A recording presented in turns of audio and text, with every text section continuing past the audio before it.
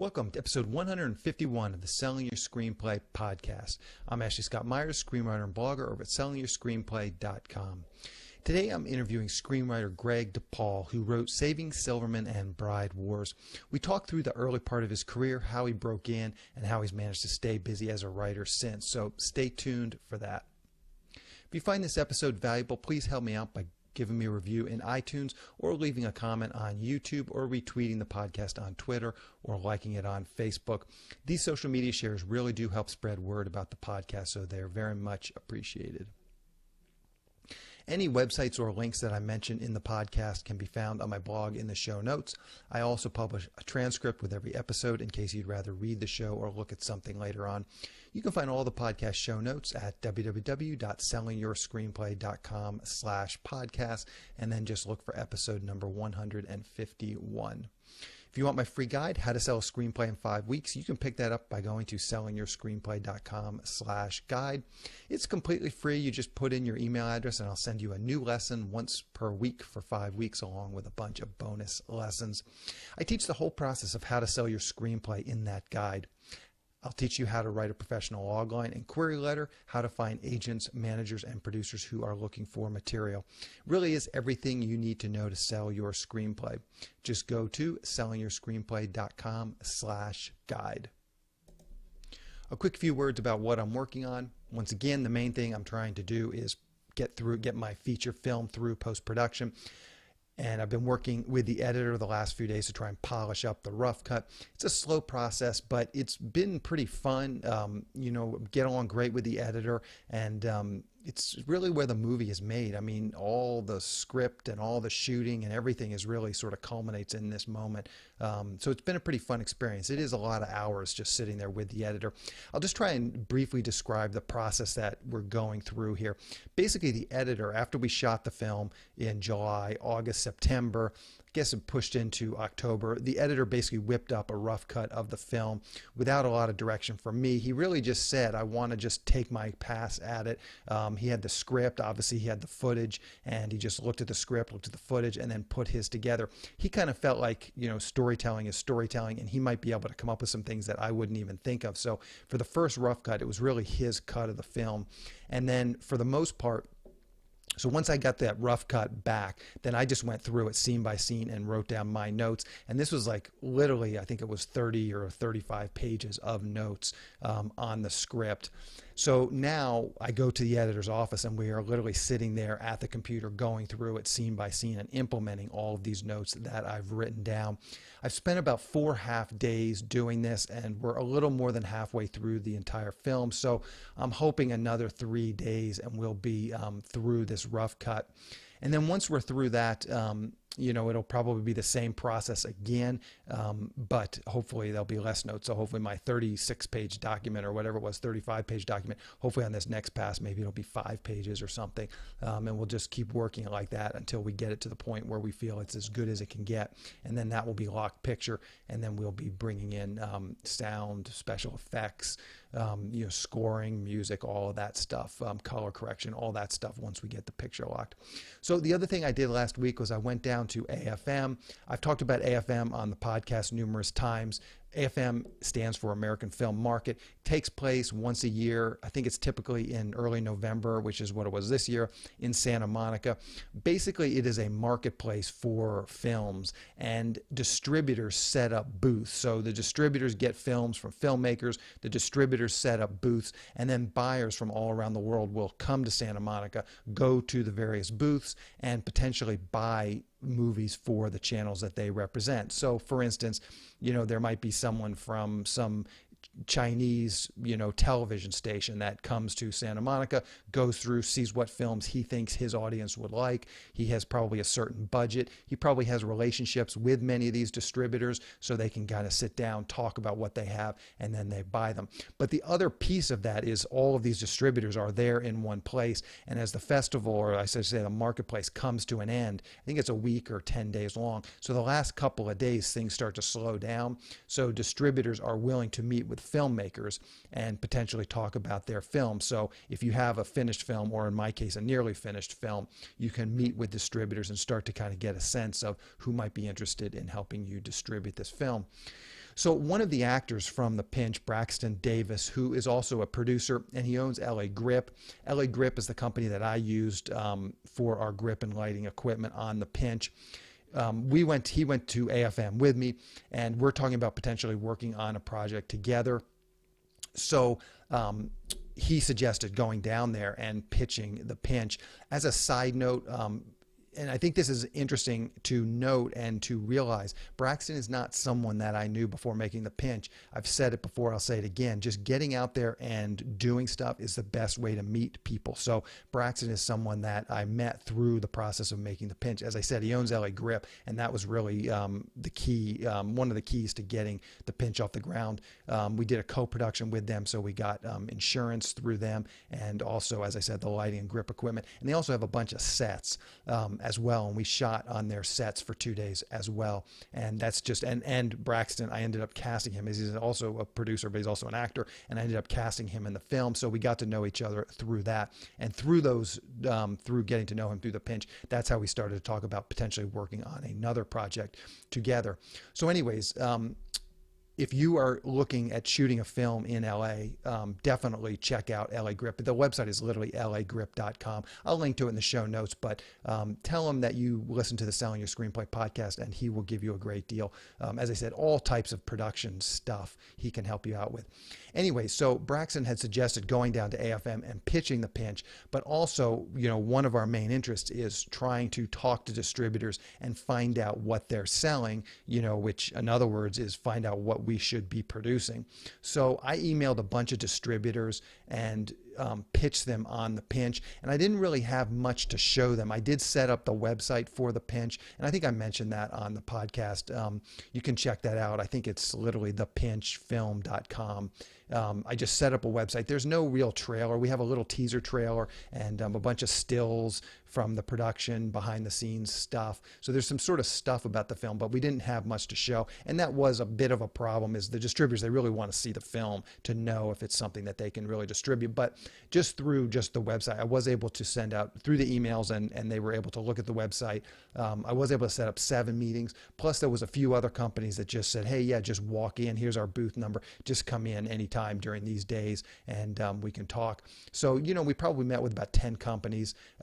And again, just pitching them on the idea of potentially distributing The Pinch, but also just asking them a lot of questions and trying to figure out, what is it that you're selling? What is it should we be producing? I'm not sure that we really got any kind of consensus in terms of what distributors thought they could sell, but it is interesting to talk to them, and you start to see some sort of patterns emerge, and that's really the key. There's no silver bullet or just magic cure. I mean, if the distributors knew precisely what they could sell, then they would just be producing it themselves. So there's always risk, and you can never get a firm answer. But as I said, there are some patterns that start to emerge. And I'm happy to sort of share that, and I'm going to share some of those things in a moment. But one of the keys to this type of thing is, like, no matter what I say or what I if we were to sit here and have a face-to-face conversation, or anything I mentioned in the podcast, there's a lot of subtlety to it, and just actually seeing the distributors and listening to them, there's sort of some inflection that, if you're listening to me, you're kind of getting it secondhand. And so actually seeing the whites of their eyes and really talking to distributors is a very valuable thing. So again, I would really recommend that people do some of this type of, before they write a script, do some of this sort of pre-marketing of your material, or just getting to know producers and distributors and understanding these markets, because you can listen to podcasts and you can read articles and stuff, but at the end of the day, there's a lot of subtlety and nuance that simply can't get conveyed without actually talking to the distributors. With that said, I will tell you about some of the patterns. The Pinch, the way I'm pitching it, and you can see the poster is actually behind me. If you go to thepinchfilm.com, you will see kind of our basic poster has a lot of guns, and it looks very actiony. And so the people who responded to this, I think they're typically kind of looking for action films, because that's kind of what I'm pitching. So there's a little bit of like so there's a little bit of bias in what I'm about to tell you, because as I said, the people I met with were people that were potentially interested in The Pinch, which I'm sort of pitching as a action thriller. So again, keep that in mind. If you have like a family comedy, that might be something that there's distributors out there for, but those were not the distributors I was meeting with because that's not the film that I have. In any event, the distributors, I would say across the board, almost every distributor we talked to was looking for low budget action. And again, that's not surprising because, it's a kind of a self-fulfilling prophecy because that's the pitch that I made to them was sort of for that. But definitely, all the distributors seem excited about low budget action films. Another thing that came up with several distributors were psychological thrillers. That was something that got, a term that sort of got bounced around quite a lot. So really, intense psychological thrillers, maybe even some psychological thrillers with horror elements. It's, again, something we kind of started to hear from a few distributors. We had one distributor tell us about a filmmaker that they had worked with who had literally made like a $5,000 horror film, which sounded basically like a Halloween. I don't even remember the title of it, and I don't even really remember the name of the filmmaker, but it sounded kind of like a Halloween type Friday the 13th type of film with a lot of TNA. And this distributor thought that was just a great angle. They had been able to sell that film, and as I said, the filmmaker had kept the budget super, super low, so it seemed like it had been pretty profitable. So that's another angle for super micro budget films. The one thing about getting, doing something sort of a low budget horror film and having, using some nudity, really pushing that TNA factor up, is that can sort of work as the star of your movie. Like a psychological thriller, I think if you were going to go and produce a psychological thriller, you would need to have a couple $100,000 because you would need to spend, or 150 or 125,000, you would need to spend at least some of that money, a big chunk of that money, getting like some pseudo name actor. And we're not talking about Tom Cruise or Brad Pitt here. We're talking about, the Tom Sizemore, the Danny Glover, those types of actors that are sort of past their prime and doing a lot of these B movies. You would need one of those in the psychological thriller. With the low budget TNA movie, I suspect you can get away without a name talent because the nudity and the sexy girls are kind of what you're selling, and they don't necessarily need to be famous. So you can probably do that on a super, super low budget, which, as I said, is sort of the point of what this guy seemed to have done with this $5,000 horror film. Anyway, that's what I'm working on. I wanted to take a minute and answer a question that came into me this past week. It's one that I've gotten a good number of times, so I thought it was worth talking about. The question was, what's the difference between a synopsis and a treatment? I have gotten this question a bunch of times. I answered it in an email back to the writer, so I thought I would just basically answer the same thing now. There really isn't any difference in terms of what a treatment and synopsis look like.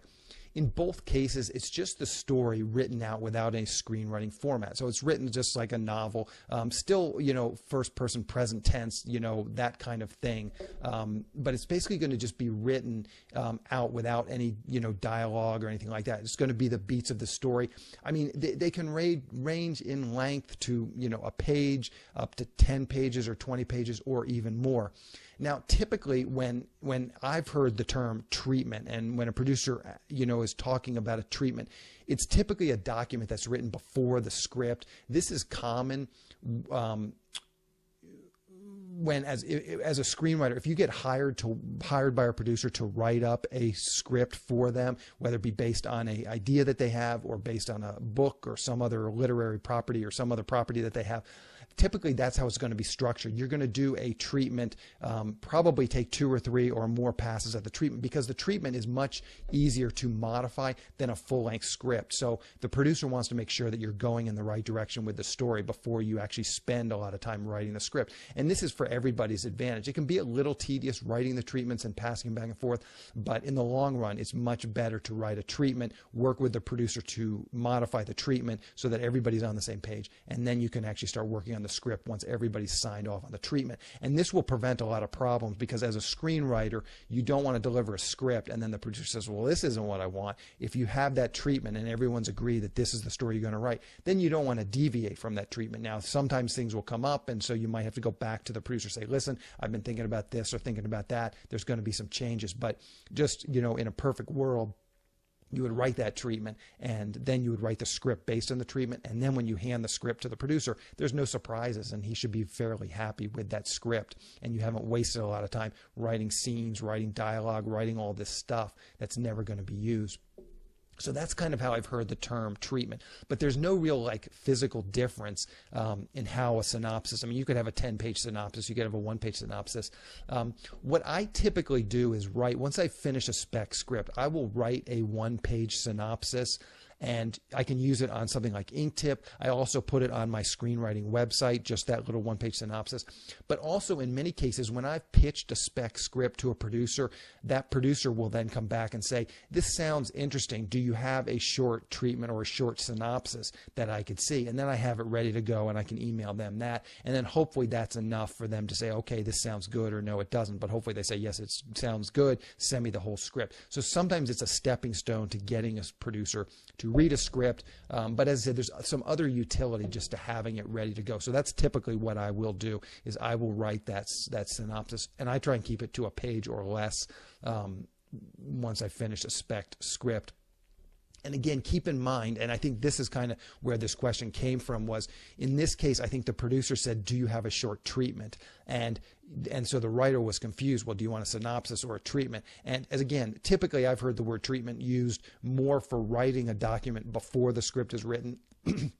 And maybe a synopsis is kind of a document written after the script is written. But the two terms are basically interchangeable. So if someone asks for a treatment or synopsis, it's not going to really change anything that you do. You're just going to give them sort of a summary of the story in concise as manner as possible.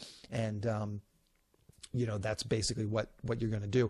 I wrote a post on synopsis writing with actual examples. I will link to that in the show notes. And you can also check out my screenwriting website. It's literally just www.ashleymyers.com. And you can see log lines and synopsises for most of my scripts. And you can kind of see how I've structured those synopses. And again, most of them are about 1-page synopsis. If you have a question, please check out the SYS Frequently Asked Questions page, which you can find at sellingyourscreenplay.com/FAQ. A lot of times people email me questions that have already been answered on the FAQ page. So just please check that out first. Again, sellingyourscreenplay.com/FAQ. If you don't see your question answered there, feel free to send me an email, and I will hopefully be able to answer your question. So now let's get into the main segment. Today I am interviewing screenwriter Greg DePaul. Here is the interview. Welcome, Greg, to the Selling Your Screenplay podcast. I really appreciate you coming on the show with me today. How are you doing? Thank you so much for having me.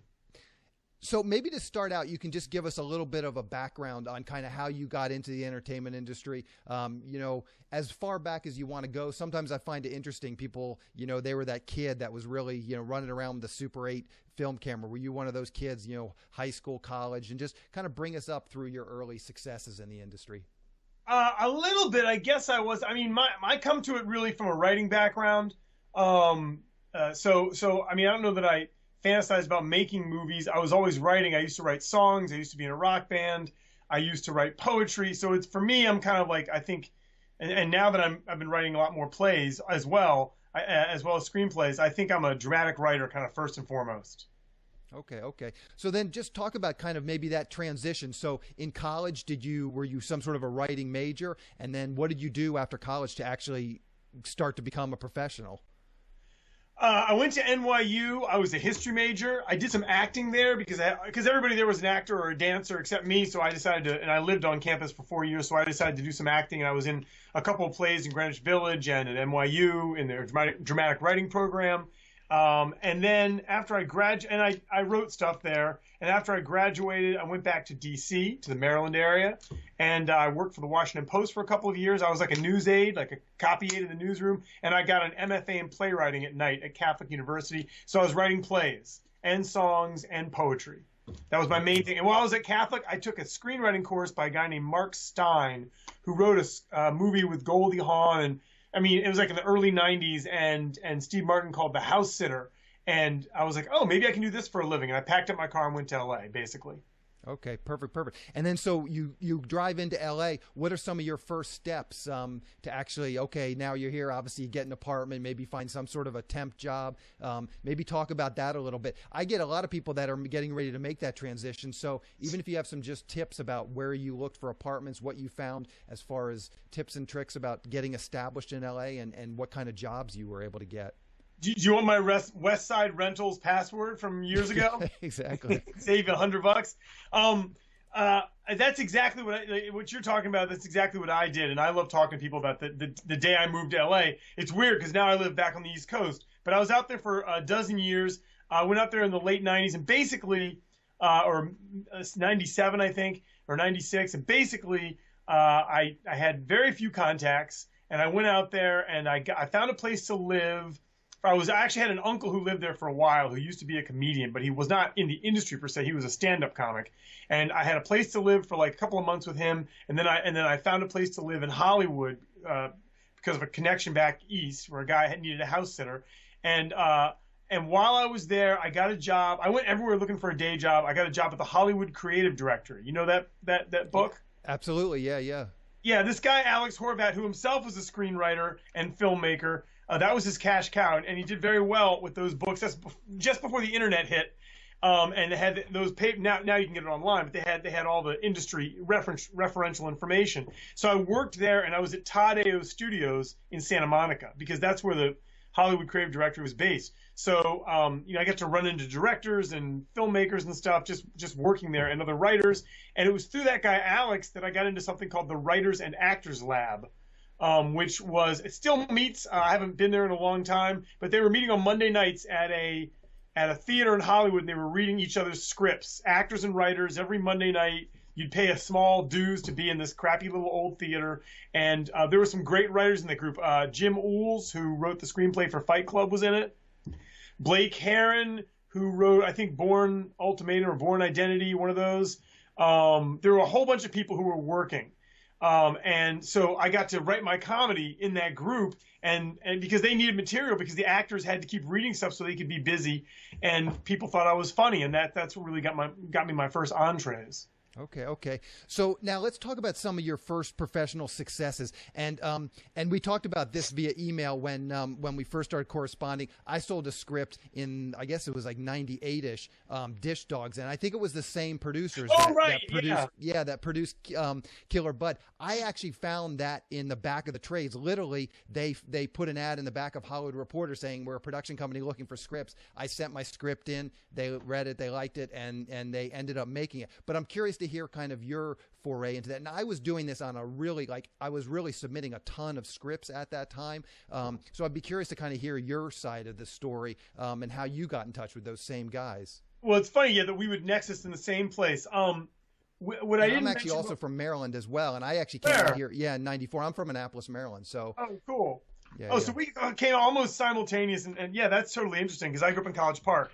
But, what happened was I started working in that writers and actors group lab. I wanted to write sitcoms. I was bringing in sitcom specs for shows from the 90s like Friends and Frasier and Men Behaving Badly and all this stuff. And people thought I was funny. And I met a guy there named Hank Nelkin, who is a little bit younger than me. He had just graduated from USC Film School, and he already had a manager because he's a very good really talented director as well. And he got approached.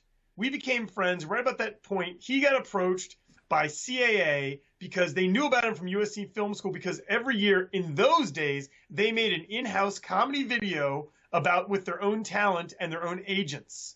And they gave him like $3 or $4 grand. And he said, oh, gee, I don't want to write this by myself. Hey, Greg, can you write it with me? And then Hank will go out and shoot it.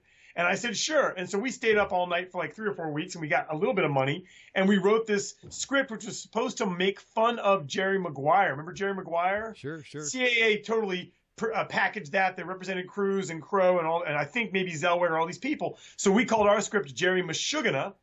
And they said, fine, we'll make this video. And they gave him a crew. And we shot with Matt Damon and all these people, and Jeffrey Rush and Ellen Barkin and Demi Moore. And it was all because Hank knew these people at CAA and they trusted him. And nobody's ever seen that video. It's like banned, but it was played at their agent retreat. Lovett was in it.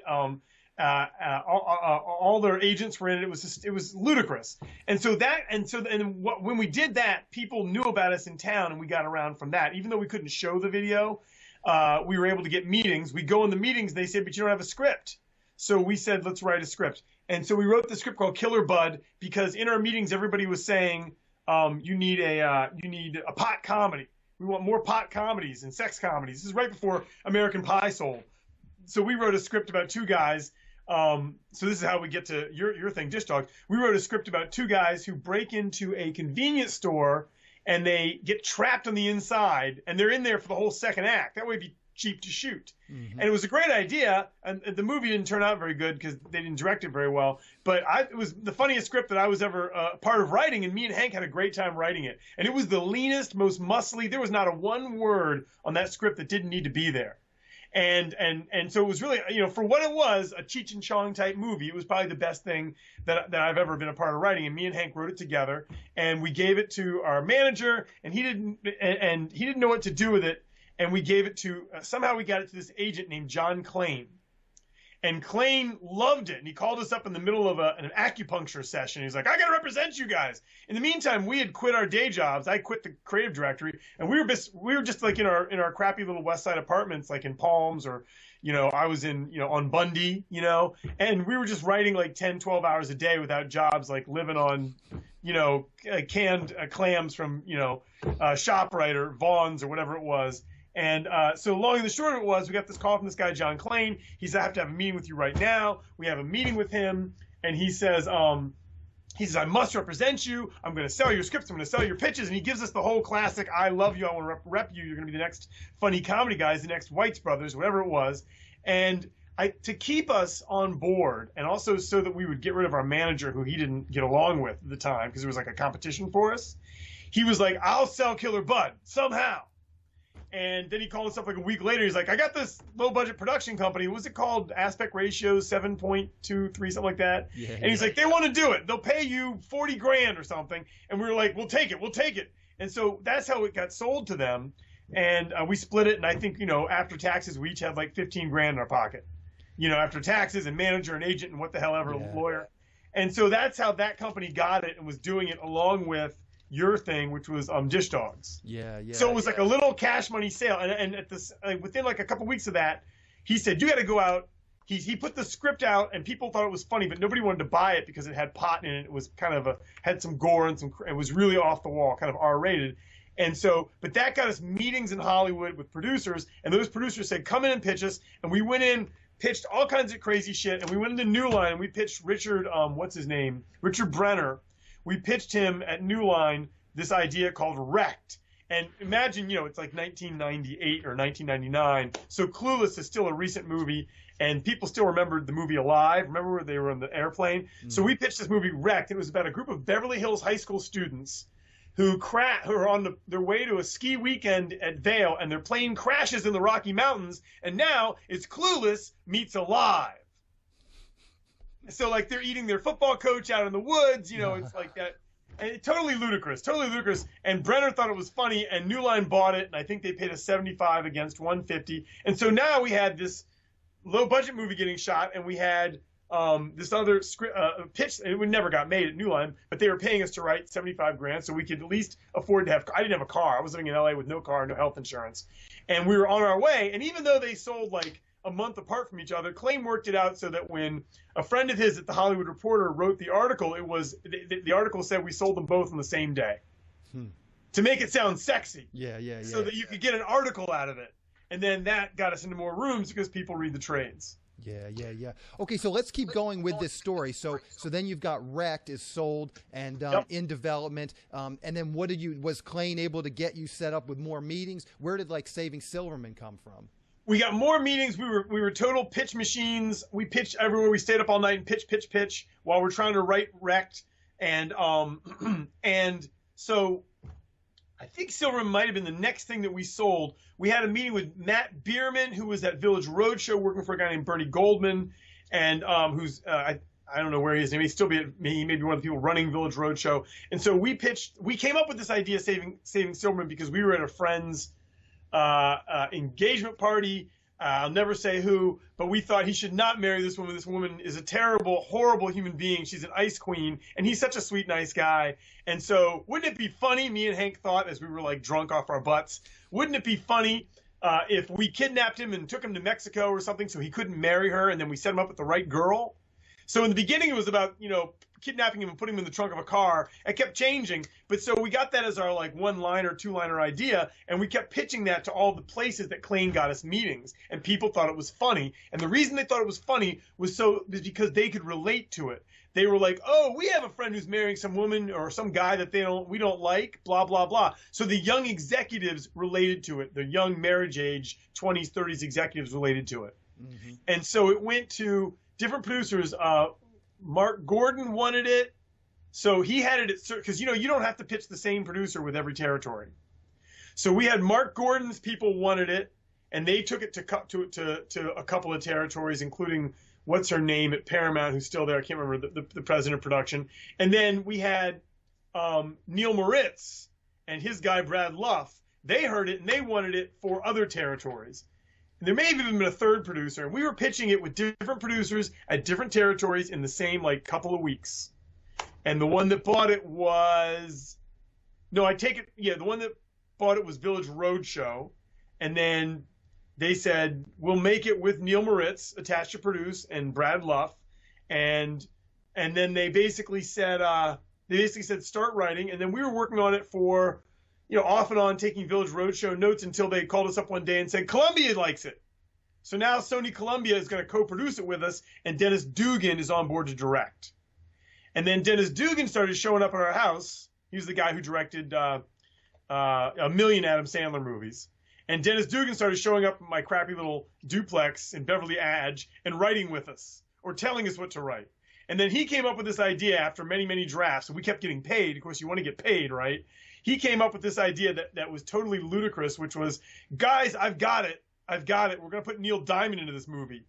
And me and Hank were like, are you crazy? How does that make any sense at all? He's like 7,000 years old. A sweet guy, but he was no favorite of mine. I never listened to him. And Dennis liked Neil Diamond. He said, you got to put him into this movie because we had used who's the guy who did White Wedding? Oh, Billy Idol. We had put Billy Idol in an Adam Sandler movie, and that worked. And we were like, okay. And then at that point, even if you don't agree with it, your choice is rewrite it the way the director wants it or be kicked off the film. So we got to writing Neil Diamond into our script and hoping that he would never do the movie. And what happened was Dennis was like, this is great, guys. I love this. This is great. Now I've got a meeting with Neil at the Polo Lounge or whatever next week. So I'm going to talk this up. We're going to get him on board. And we're like, God, I hope that Neil Diamond doesn't come on in this movie. And then he came back after. Is it okay if I tell you this? Yeah. Because this is great, interesting stuff. Nobody cares now. I mean, I was lying about this for years because people would ask me and say, "Oh, I love Neil Diamond." It didn't matter whether I loved him or not. I didn't want him in the movie. So then Dennis came back and he was like, "Guys," in my little apartment, he was paying for all the sushi every night when he showed up, and he's like, "Guys, he said, guys, Neil's not going to do the movie," and which secretly we were like, "Thank God." And then he was like, "So that's why you guys need to write him a personal letter to beg him to do the movie." So now I'm like, oh my fucking God, I've got to, sorry. So we had to sit down and write this letter. First we had to listen to Neil Diamond because neither one of us knew much about him. And we were too young. So now we had to listen to his music, and we went out and bought his CDs, and we write this letter, please, for God's sakes, Neil. The whole idea for the movie was about you. It wasn't, but we had to beg him. And then Dennis had another lunch with Neil, I think, and brought him the letter, and Neil said, fine, I'll do it. And that's how we stayed on the movie, by selling out in every possible direction we could sell out. I mean, it was like, I don't know. There was no part of my vertebrae that hadn't been bent over at that point. And I liked Dennis. I wanted to work with him. He was so much fun. He's a really fun guy, and I love Hank. And so we all wanted to just be on board. So then they're like, great, we're doing the movie with Neil Diamond, and here's this cast. It's going to have Jason Biggs and all these other people and Jack Black. And you're going to fly to Vancouver for the entire summer, for the entire shooting of the movie. And who doesn't want to fly to Vancouver for a whole summer? We did. And we were up there while they made the movie, and we were on set, and we were wearing the cool headphones, and we had the funny director's chairs. I still can't find mine. I know I've got it here someplace with the banner that says Greg DePaul on the back. Mm-hmm. We did all of that, and we watched them make this movie. And I knew when they were making it that it would fail because it just wasn't working. And no matter how hard we tried, it was hard to justify putting Neil Diamond into this script. So we rewrote. And then one day I came up with the answer. We've got to make Dennis happy. And again, I loved it. He's the coolest guy, which was I had been in rock bands in my 20s, and friends of mine had been in cover bands. So I thought the way we'll justify it is we'll say that the guys in Saving Silverman are in a cover band, a Neil Diamond cover band. Get it? And then he'll show up and satisfy them at the end. I didn't know when I came up with that idea with Hank, and Hank didn't know that Neil Diamond cover bands actually exist. We just thought like, wouldn't it be funny in a movie? So we wrote it in. Diamond liked it. Dugan liked it. All the pretty people liked it. I don't think Neil Moritz liked it. It didn't matter. And they flew him up there and he shot his scenes and, you know, it was what it was. And there was still funny stuff. And I got to meet these great stars and Amanda Peet and Amanda Detmer, and Neil Diamond was a wonderful guy. He flew us around on his private jet. Wow. I'd never been on a private jet. You know, I mean, I would have tongue kissed him if he'd asked me to, but that never came out in conversation. And long and short of it was, and they made the movie. We were there for everything, and we got to improvise stuff with the actors on set, and you know, it was pretty much what you think. Yeah. Okay, well, I mean, that's a great story, and I think it'll be fascinating for a lot of screenwriters to hear how some of those things get worked into it. So let's talk about your pitching just for a minute. You're out there pitching these things. You seem to have a good sense of, like with Saving Silverman, that this would be something that would appeal to these executives in their 20s and 30s. Maybe take us through that process a little bit. Was it intuitive? Were you guys coming up with 100 ideas and then just narrowing down? Yes. Was you just, maybe just take us through that process of how you actually came up with an idea like Saving Silverman, and as you pitch it to me, I can totally see what you're getting at. It's original and it's fresh, and the people you're pitching it to would totally get it. So maybe just take us through that process of how you come up with a pitch that works. Well, at that time, of course, I was working with a partner, and I'll tell you what, it's a lot easier to come up with ideas when there's two of you than one, because I've sold scripts both ways. And it was pretty lonely after working with a partner to be solo, I'll tell you. But at that time, we were sitting down and we were either writing specs or we were trying to satisfy these. You go to meetings, they say, what do you have? So, yeah, a lot of it was what you just said, like 100 ideas, and one of us sitting at a white page and one of us walking back and sitting at a white screen, one of us walking back and forth going, I don't know, dogs, pigs, I don't know. And then there was another game we used to play that I talk about in my book, Bring the Funny, which was we would play X meets Y, which is how you get wrecked when you say Clueless meets Alive. Like the most improbable, because we're all comedy. So it was the most improbable cast for whatever the movie is. You know, we were always saying things would meet Saving Private Ryan. You know what I mean? Like, what if, fried green tomatoes was on the beach in Saving Private Ryan? How would those old ladies deal with that? You know what I mean? So you're constantly throwing these you're putting two movies together that don't work at all to see if it's a funny result. And so we were doing that 10, 12 hours a day while just eating takeout sushi and drinking coffee and going out of our minds. And so that was the brainstorming. And then we were going into meetings with a short list of 3, 4, 5 ideas. Maybe they were only 5 sentences long, and then hitting them with these executives who were, at that time I was younger, and these executives that were young and wanted to hang with us because they thought we were funny and interesting. Mm-hmm. And especially when you've got a movie in production before it comes out, once someone's people know you have a movie that's going to get made, and then while it's getting produced, before it bombs, you're like as high as you can be in terms of their radar. You could call up and say, I want to come in and just, take a crap on the desk. And they're like, how quickly can you get here? And because they're creative executives and producers are just like A&R people in the movie, in rock and roll, the way they used to be in the 70s, 80s, and 90s, whereby, you'd have some producer, some rock producer or rock record executive in his 50s, and he had some kid in his 20s going to all the bands and meeting with them and seeing what's hot, engaging the town. The creative executives are listening to every writer's ideas so that they can report back to their boss. So we just wanted to be there doing that, and we did. And Saving Silverman was one of them that just kept getting traction with every meeting. Mm-hmm. So when we got traction, we followed up and filled it out. Yeah. And did you have some other ideas that you felt were really good that for whatever reason didn't get traction? And I kind of asked that just as a sort of a barometer. Did you have a good barometer? Like when this idea came up, you guys said, you know what, we know this is going to be good. Or did you have a bunch of other ideas that you felt were as good but didn't seem to get as much traction? A lot of our ideas, like 99%, were pure trash. I mean, horrendous. And there were ideas we loved that didn't get traction. There's no point in pitching something that's execution dependent. I mean, I think that I think Killer Bud might have been the best script we wrote. It was so silly and so, for a very low concept, execution dependent idea with just a hook getting trapped in the building. I mean, we wrote the crap out of it. But if I'd had to pitch it, it'd be terrible. We pitched this idea. We were pitching things. We pitched something to the president of Village Roadshow after we had Silverman going, and it was in the can. And it was about two guys who were going to kill themselves at the very same time. That made a death pact, a suicide pact. Like two angst-ridden teenagers. It's sort of like Heathers. They make a suicide pact. And it's like you and me, and the one guy pulls the trigger, and the other guy winces at the last minute and doesn't do it, and he gets winged. And so one guy doesn't pull the trigger, and one guy does. It's basically what happens. And so the movie starts. That's like the first scene. Then the movie is like this.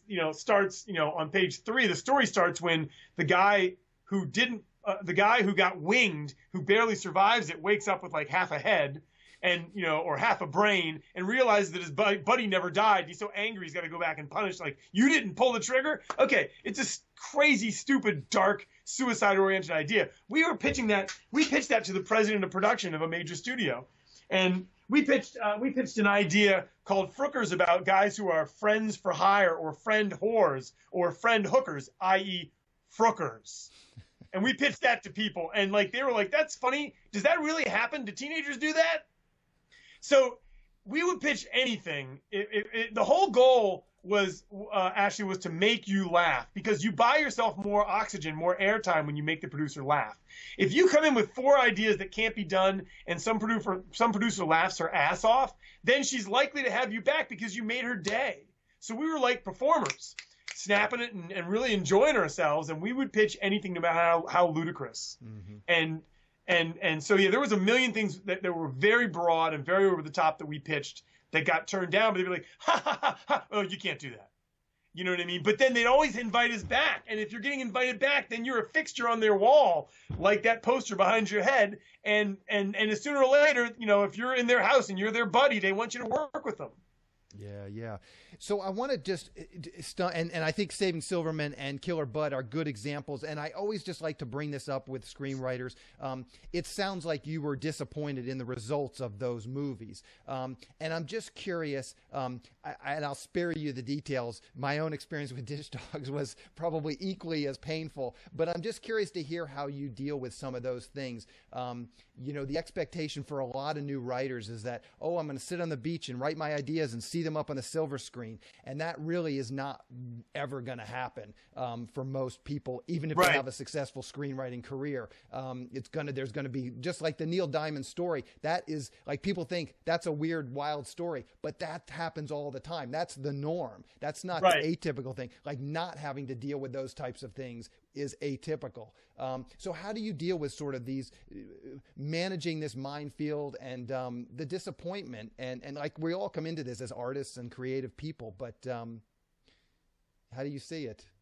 I have to tell you, I am also a playwright, and and since I'm not really an indie film guy who's had a lot of stuff done independently other than Killer Bud, and I'm not an art film house guy in terms of what I write, the way I protect my ego and my emotions is, if I have a really sensitive, meaningful story or something that's really hugely of emotional impact for me personally, it's about my mom, it's about my dad, whatever it is, or it's related to something really serious like that, I don't write a movie. I don't put that I don't write a script, because I write a play, because the writer always has control. But if there's something that I think is funny and could be fun to work on, I can make money on, then it's a screenplay. So for me, there's like that black and white definition that allows me to protect my insides. And I say this all the time. And as I think I told you, I'm also a lawyer, and I know this.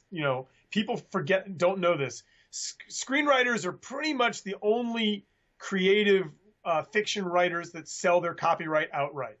The only ones that truly whore. We sign this certificate of authorship, which means Warner Brothers is the author of my movie in every conceivable way, and I am not. It's theirs. They thought it up. They effectively dreamed it up. There's nothing that I retain in terms of rights whatsoever. Playwrights don't do that. Poets don't do that. Novelists don't do that. So my thing is, if I'm going to whore, like, I'm not going to totally whore my heart out. Do you know what I mean? So I have to do that. I have to hold back a little bit. I don't know what to say to somebody who's writing the screenplay of their dreams, and it can only be made the way they want it. I say, then you've got to make it. because otherwise it's somebody else's property. You know what I mean? That Yeah. baby will not even, and the only thing the Writers Guild can do is protect your credit, but not actual use of, they can't protect the words.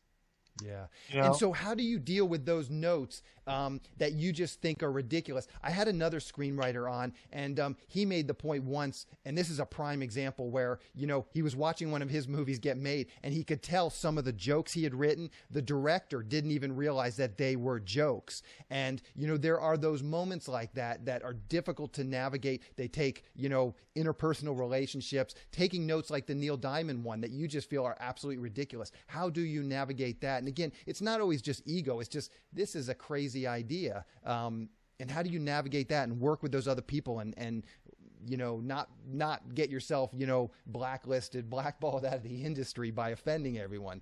Right. Well, I mean, the answer is you've got to be a good performer, and you've got to, you know, keep your inner dialogue inner, because writers don't have the leverage in movies the way they have the leverage in often in television, to get boisterous, and to get tough. So you just got to be, I mean, actors go through horrendous auditions and directors are mean to them and they deal with it. So, you know, I try to look at it the way an actor looks at it. Like my core still got to be strong. And, you know, end of the day, like, movies are about having fun. I'm not writing Schindler's List. Mm-hmm. You know, I would feel a lot differently probably if I was. Yeah, you know, and the other thing you can do is, where's my thing? You know, you get really upset and you know, and you're like this, you're like, I'm gonna finish this right now, and that's when it helps to have a partner who like takes the weapon away, you know. But so that's what I think about that. Okay, so let's talk about Bride Wars briefly. That's another one of your credits. Maybe even just bridge that gap between Saving Silver and Bride Wars. Were you continue to sell scripts? Were you getting more into playwriting? And then how did Bride Wars come about? That was one you did not write with your former writing partner on Saving Silverman, correct? That's true. That's true. I had broken up with Hank. We stopped writing together. We're still really good friends. I tell everyone the truth is I broke up with him so I could get married. I mean, this guy was like in my like sitting next to me for like a zillion, like 27 hours a day. I was never going to find a wife, and I was getting old. I was older than him. So we stopped writing together, and then just like Saving Silverman came from a real life thing that me and Hank twisted into a movie idea, because all my ideas come from real life, whether it's play or screenplay or whatever.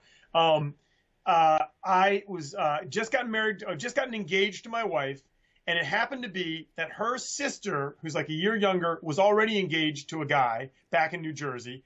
And so now her parents were going to have to like foot the bill and have two weddings in the same year. It just seemed kind of cruel to them. And Devorah, my wife, was like, why don't we have a double wedding? Right? So it'll be like me, the other guy, and the two sisters, and we'll do it all at once. It'll just be easier for her parents. I'm like, that's great, you know, because I didn't want to plan a wedding anyways.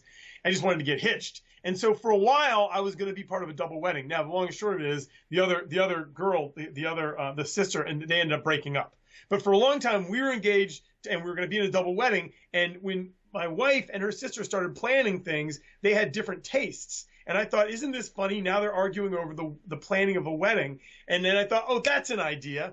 But it got morphed into two best friends with two separate weddings on the same date somehow. But it came from that real life thing. You see what I'm saying? Yeah, and then yeah. at that time, Devorah and I were living together, and we were engaged. And I was just spending like 10 hours a day as a solo writer, having put out my own spec, which was a heist comedy called Fur Crazy. And people liked that, and I had a different agent and a different manager. People liked it, and my manager was like, "We got to come up with some pitches." And I was pitching a lot of stuff around town as a solo writer, all comedy, based upon a new spec I'd come out with. This might have been like 2004, and I came up with Bride Wars. And what did we do? I think I pitched it to my manager first, and to some other producers, and they basically made a deal and got me into a room with Kate Hudson. And after Miramax had already said no and most of the studios had already passed, I pitched it to Kate, and she liked it a lot. And it was like I spent like 45 minutes with her in a room, and I pitched it to her. She gave me notes, and I said, I'll work on these. And then while I was off working on them, they said, we've called Miramax, they want it. And they made a preemptive bid, and that's how they bought it. Okay, but it hadn't even been written yet? You just had the pitch, and then you wrote it after the fact. Yeah, I would never pitch something that I've already written. The two Okay, things okay. do not work together. Like if you're a working writer in Hollywood, there's two ways to make money from a screenplay, from a feature point of view, which is I mean, I feel very strict about this. Other people feel differently, which is I wrote a spec, read it and buy it, or I'm pitching this, so you'll pay me to write it. So yeah, I had not written. I mean, I had written a pitch, which got by the time I sold it, maybe it was 2 or 3 single space pages of verbal script that I would literally say. I don't memorize my pitches because I think that's really crazy. You're not an actor, you're a writer. I would walk in.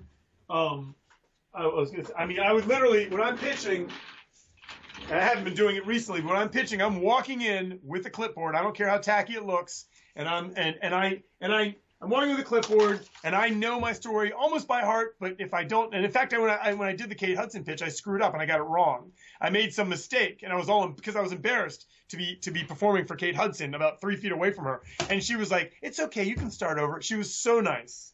She was so nice, and I did. I started back from the beginning, and she tolerated it. But so pitching for me was clipboards and a lot of practice. And when the producer gives you notes, you literally pick up your clipboard and go, "Oh, that's brilliant." And here's what you never say. Here's what writers make mistakes. They insult producers. So let's say you had to think twice about whether you're going to have a dog in the movie or not, or whatever, and you finally decided to write the dog out of the pitch. There's no dog. You pitch it, and Kate Hudson says, or Mark Gordon says, "You should put a dog in that." You don't go, "Oh, I had one, and then I took it out, but I'll put it in." No, you go, "Oh my God, that is so a dog, a dog, a dog. I'll put a dog. Oh, thank you, Mark. Thank you." That's the way it works.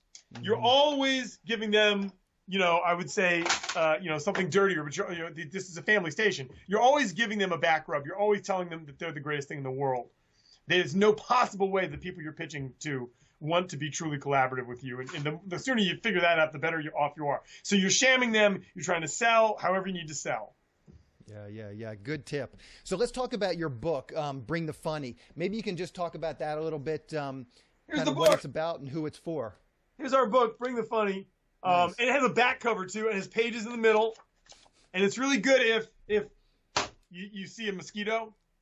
Bring the Funny. Oops, backwards. It is the essential companion for the comedy screenwriter. I just came out with this. It's only been out for a couple of months. I guess it's on Amazon and all that. What is it for? It's for anybody who's working on comedy screenplays. It's also fine if you're writing sitcoms because, I give you the most practical methods. There's not one bit of theory in it. I tell you how to break down scripts. It works for TV. I use it when I'm teaching feature classes at feature comedy writing classes. I teach at NYU. I also teach at the New School in Manhattan. I teach sitcom. I use the same methods really. And I show you how to break down any script. My big belief is if you want to become a screenwriter, you've got to read scripts. It's good to watch movies, but you need to get paper scripts and lay them out and read them on paper so you see what you're actually going to do. And I show you how to break it down. And when you're breaking it down in my method, you're also training yourself to write better. It's like it's really more like coaching. It's like because I also coach sports. Everything is like a method meant to make you better at what you're doing. So my diagrams, I learned this from a guy named Mark Stein that I told you about earlier. My diagrams are all about, you take this movie, it could be Trainwreck. In fact, I use, by the way, Bring the Funny, it's all 21st century. I don't talk about any scripts before 2000.